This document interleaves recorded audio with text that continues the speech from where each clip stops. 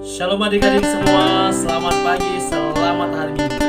Bertemu kembali dengan Amang Sintuario Nando Butar-Butar dalam khotbah sekolah minggu. Sebelum kita mendengarkan khotbah sekolah minggu, mari kita bersatu dalam doa. Terima kasih Tuhan untuk segala kasih dan kebaikan kemurahan Tuhan yang Tuhan berikan kepada kami pada pagi hari ini, sehingga kami boleh beribadah sekolah minggu pada pagi hari ini. Itu semua karena kemurahan Tuhan. Terima kasih Bapa. Berbicara bagi kami Tuhan, nyatakan kuasa-Mu, nyatakan isi hati-Mu, karena kami telah siap untuk mendengarkan kebenaran firman Tuhan. Dalam nama Yesus kami sudah berdoa dan mengucap syukur. Amin. Adik-adik, firman Tuhan buat kita pada pagi hari ini tertulis dari Kitab Ulangan pasal yang ke-6 ayat yang ke-4 sampai dengan 9. Nanti bisa baca di sini atau buka Alkitabnya adik-adik ya. Kita simak sama-sama kebenaran firman Tuhan. Demikian kesaksian firman Tuhan. Dengarlah hai orang Israel, Tuhan itu Allah kita, Tuhan itu Esa. Kasihilah Tuhan Allahmu dengan segenap hatimu, dan dengan segenap jiwamu, dan dengan segenap kekuatanmu. Apa yang kuperintahkan kepadamu pada hari ini, haruslah engkau perhatikan. Haruslah engkau mengajarkan berulang-ulang kepada anak-anakmu, dan membicarakannya apabila engkau duduk di rumahmu, apabila engkau sedang dalam perjalanan, apabila engkau berbaring, dan apabila engkau bangun. Haruslah juga engkau mengingatkannya sebagai tanda pada tanganmu, dan haruslah itu menjadi lambang di dahimu.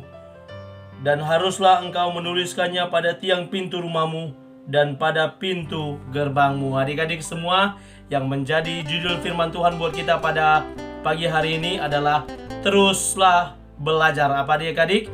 Teruslah belajar. Baik adik-adik, kita sebagai anak-anak Tuhan harus terus belajar, baik itu belajar pengetahuan umum di sekolah ataupun belajar firman Tuhan. Yang namanya belajar tidak pernah habis adik-adik, tidak pernah berhenti, tidak pernah selesai yang namanya belajar. Saya ingat ada sebuah film Afrika, usia 84 tahun ada seorang kakek masuk ke bangku sekolah dasar, usia 84 tahun. Ketika di kampung mereka ada dibuka pendidikan sekolah dasar, anak-anak berbondong-bondong pergi ke sekolah, dan tidak lupa si kakek juga ikut dia.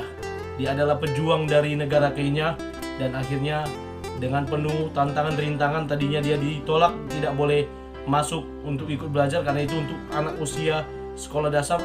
Ternyata dia berjuang, akhirnya dia diizinkan untuk ikut belajar.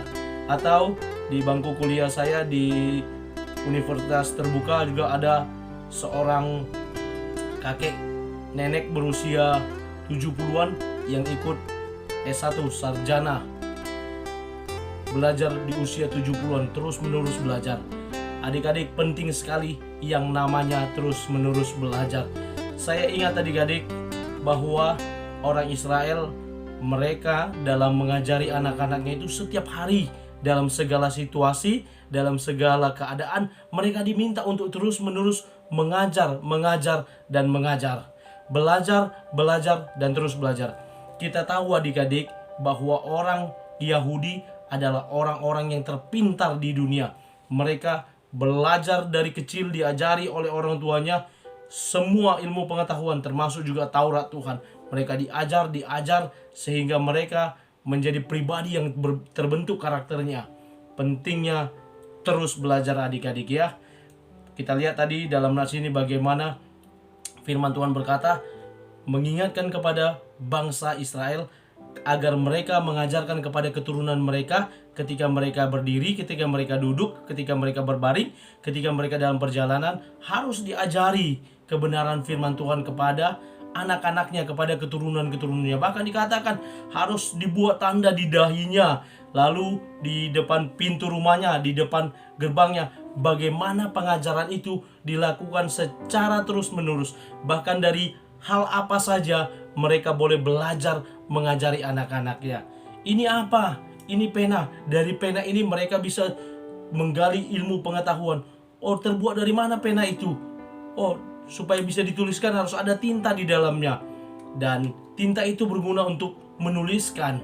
Wah, pena ini berwarna apa? Berwarna biru. Kenapa bisa ada biru? Kenapa enggak warna hitam? banyak pertanyaan-pertanyaan yang bisa muncul yang kemudian bisa diajari kepada anak-anaknya. Adik-adik semua, pentingnya pengajaran, dan dari pengajaran itu kita juga dari orang tua kita tidak hanya sekadar belajar dari ilmu pengetahuan dan firman Tuhan, tetapi juga nasihat yang disampaikan oleh orang tua. Itu penting juga kita pegang sebagai pedoman pembentukan karakter kita, sehingga karakter sebagai anak-anak sekolah minggu sudah sepatutnya karakteristiknya adalah karakteristik yang berakhlak mulia, yang bertakwa kepada Tuhan yang Maha Kuasa, Tuhan di dalam Yesus Kristus. Itu adik-adik yang seharusnya bisa kita pelajari dan kita imani.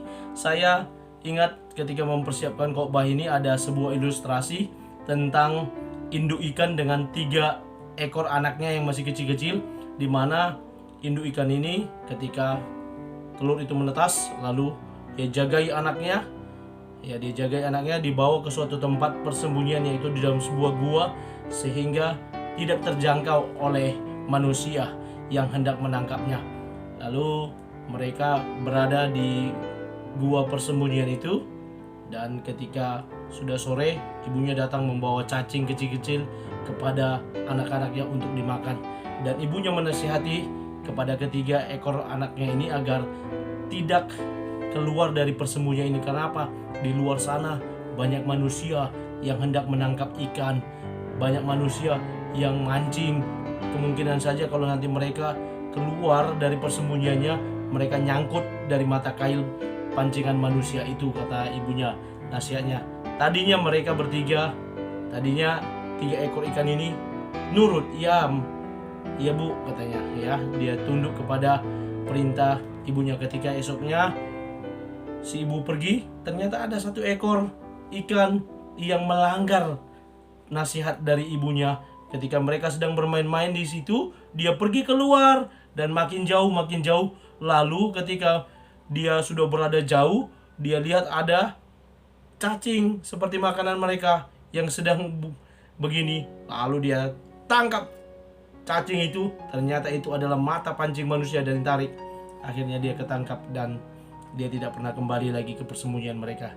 Adik-adik, orang tua selalu menasihatkan yang terbaik bagi kita, mengatakan jangan ini, jangan ini, jangan ini. Harusnya itu menjadi pedoman bagi kita. Kenapa orang tua bilang jangan terlalu banyak main gamenya, nanti matanya sakit? Benar saja, banyak dari anak-anak sekarang karena kebanyakan main gadget, sehingga matanya pun menjadi minus dan nggak bisa lagi ngelihat. Harus sampai dikecilkan matanya supaya bisa ngelihat. Nah, itu ada dampaknya.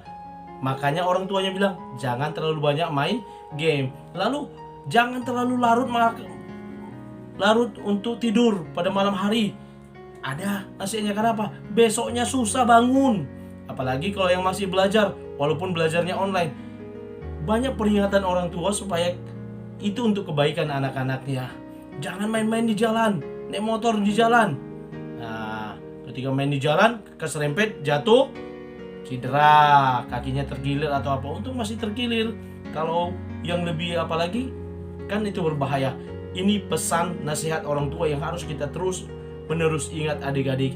Jangan ini, jangan itu, pasti ada tujuannya supaya itu semua untuk kebaikan adik-adik semua. Jadi harus terus-menerus belajar, mendengarkan, mengiyakan, menaati semua perintah nasihat dari orang tua kita. Terlebih lagi perintah, nasihat, pengajaran firman Tuhan yang hari ini adik-adik pelajari, apalagi dari channel YouTube Mamang Sintua, bisa terus-menerus belajar, bisa terus-menerus diputar supaya kemarin apa ya firman Tuhan yang disampaikan Amang Sintua, seperti ini. Diingat lagi, dipelajari lagi. Sekarang sudah canggih zamannya, sehingga kita bisa belajar lebih banyak lagi, lebih terus-menerus dalam belajar firman Tuhan. Karena apa? Medianya sudah terbuka. Ini adalah zaman canggih adik-adik. Ada media sosial, ada media YouTube yang bisa kita mendengarkan firman Tuhan.